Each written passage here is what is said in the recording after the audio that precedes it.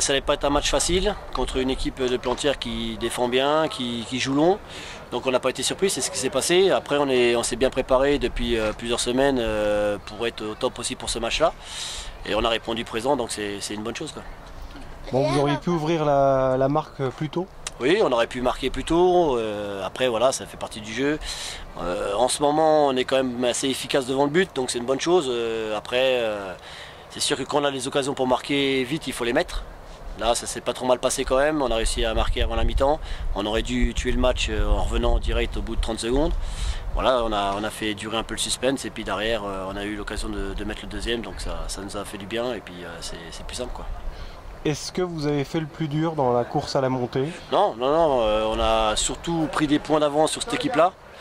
Je le répète depuis une paire de temps, tant qu'on ne connaît pas les résultats de Raon et surtout sur un match en retard, voilà, on est dépendant aussi de cette équipe-là et ils sont capables de pouvoir tout gagner aussi et d'être ex aequo avec nous quand ils auront joué leur match en retard. Donc, pour l'instant, on est bien, on prend des points, on se permet d'avoir quelques jokers sur Plantières, mais après il faut voir aussi avec Raon les matchs de Raon et ce qu'ils vont faire derrière, quoi. C'est une belle revanche par rapport au match aller? Le match aller, c'est pas une revanche, c'est surtout que ça nous restait un peu à travers la gorge parce qu'on avait perdu bêtement là-bas. On sortait du match de Coupe de France avec un peu de frustration. Là-haut, on leur donne le match, même si, bon, voilà, ils méritent peut-être sur l'ensemble du match de gagner, mais on aurait dû repartir à 0-0 de là-haut. Donc, on va pas dire que c'est une revanche, mais voilà, on voulait remettre les choses à leur place et on l'a fait correctement, quoi. Pulnoy maintenant? Ouais, Pulnoy, ça va être encore une autre partie. Bon, là, il y a un week-end de repos.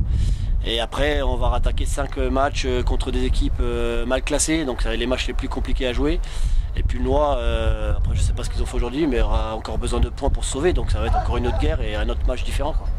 Éviter toute décontraction, ça va être ton rôle un petit peu? Oui. Bon, après, je pense qu'ils sont maintenant assez grands pour comprendre que si on veut chercher quelque chose, il faut être à bloc jusqu'à la fin. Et je pense que là-dessus on a énormément progressé. Alors après on verra bien ce qui se passera contre Pulnoy, mais je pense quand même que mentalement c'est différent par rapport déjà à la saison dernière, par rapport au début de saison. Voilà, on progresse au fur et à mesure des matchs et c'est une bonne chose. Maintenant on sait qu'il reste 5 finales à faire.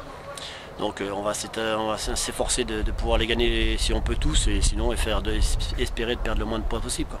Bon, vous devez en parler avec le président. S'il y a montée, est-ce qu'il y aura besoin de renfort? D'une manière, quoi qu'il arrive, chaque année on a toujours besoin de trouver des joueurs qui permettent de renforcer l'équipe et puis de rapporter une autre façon de voir les choses, un peu de sang frais, quoi qu'il arrive. Mais vous savez, on a le droit à s'y muter, donc on n'ira pas bien pas loin. À quel poste il faut renforcer?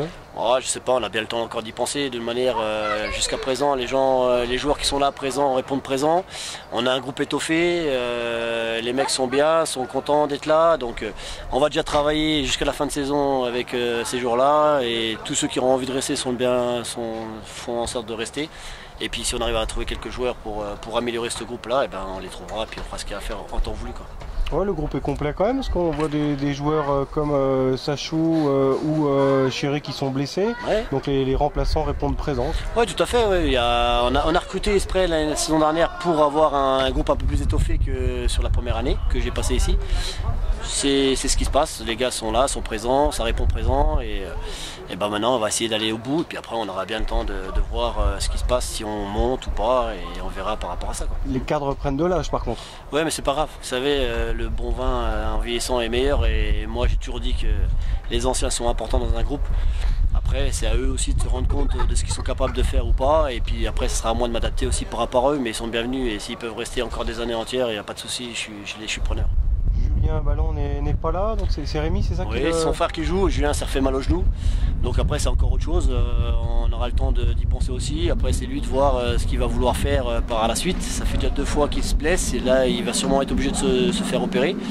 Donc voilà, son frère est là, on a la chance de l'avoir aussi, c'est un très bon gardien, donc la famille Ballon dans les buts sont costauds.